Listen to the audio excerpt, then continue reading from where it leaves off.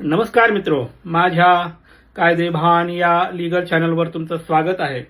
तर आजच्या व्हिडिओचा विषय आहे आदिवासीची जमीन गैरआदिवासी विकत घेऊ शकतो का, त्याला अटी शर्ती काय आहेत, कुठल्या परिस्थितीत घेता येतं, कुठल्या परिस्थितीत नाही घेता येत, या संबंधाने माहिती आपण बघूया. तर मित्रो, बरेच लोक विचारतात, सर आदिवासीची जमीन आहे, आम्ही विकत घेऊ शकतो का? याचं उत्तर आहे नाही. मग पर्याय काय आहे विचारलं जातं. पर्याय असा आहे, आदिवासीची जर जमीन विकत घ्यायची असेल तर कलेक्टरकडे परवानगीची फाईल टाकावी लागते. ती फाईल मंत्रालयात जाते, मंजूर होऊन येते. मंजूर झाल्यानंतर अटी व शर्तीला अधीन राहून विकत घेता येऊ शकतं. त्याच्यामध्ये खास करून आदिवासीला भूमिहीन करता येऊ शकत नाही आणि तो स्वेच्छेने ती जमीन विकत आहे हे सगळं डिक्लेरेशन द्यावं लागतं. बऱ्याच गोष्टी असतात, त्या सगळ्या अटी शर्तीची पूर्तता होत असेल तर आणि फाईल मंत्रालयातून मंजूर होत असेल तरच विकत घेता येऊ शकतं, अन्यथा घेता येत नाही.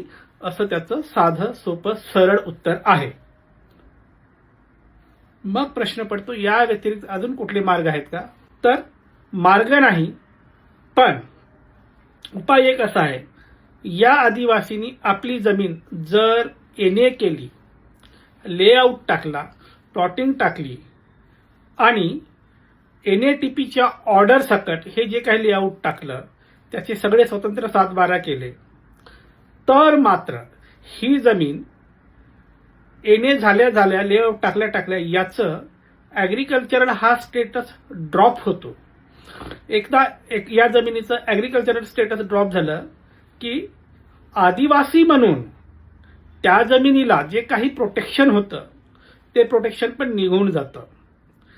मग एकदा एनए झाली, टीपी झालं, लेआउट पडले की ही एनएटीपीने लेआउट केलेली जमीन आदिवासी विकू शकतो. असं का?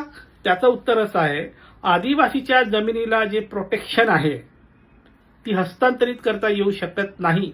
ही जी तरतूद आहे ही जमीन महसूल अधिनियम कायद्यातील तरतूद आहे जी शेतजमिनीला प्रोटेक्ट करतं. पण या आदिवासींनी एकदा शेतजमीन कन्वर्ट केली, ती एनएटीपी झाली, तर मुळात तो जो जमीन महसूल अधिनियम कायदा आहे तो कायदा लागू पडत नाही.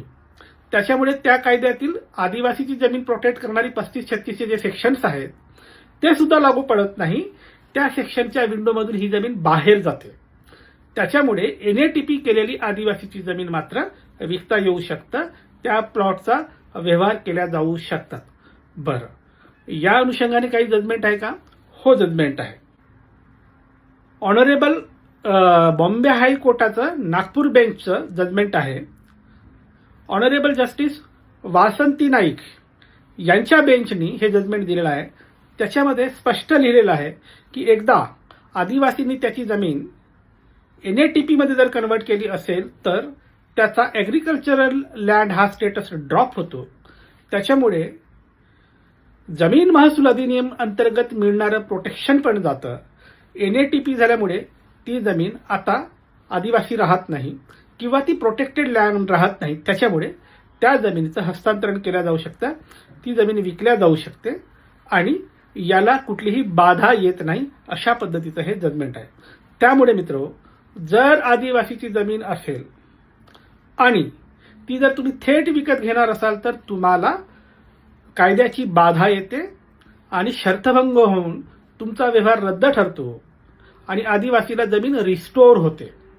पण हीच जमीन जर आदिवासींनी एनएटीपी करून लेआउट पाडून जर विकलं असेल तर मात्र कुठल्याही कायद्याची बाधा येत नाही, शर्तभंग होत नाही आणि आदिवासीच्या पुढच्या पिढीने रिस्टोरेशनसाठी अर्ज टाकला तरी तो रिजेक्ट होतो. अशा पद्धतीचं हे ऑनरेबल जस्टिस वासंती नाईक यांचं जजमेंट आहे.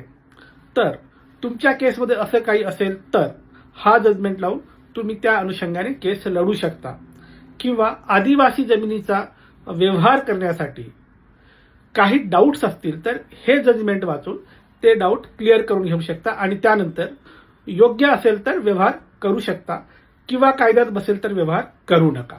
तर मित्रो, ही होती माहिती आदिवासी जमिनीच्या व्यवहाराबद्दल. आता 2 सूचना. थेट फोन करायचा नाही, अजिबात करायचा नाही. खूप महत्त्वाचं काम असेल तर दिलेल्या व्हॉट्सअप नंबरवर मेसेज टाका. नावगाव जिल्हा केसची माहिती लिहून पाठवा. तुमच्या केसमध्ये मेरिट असेल तर सल्ला देऊ. आणि दुसरं, वैयक्तिक सल्ला मोफत नाही, त्यासाठी फीज लागू आहे. बाय.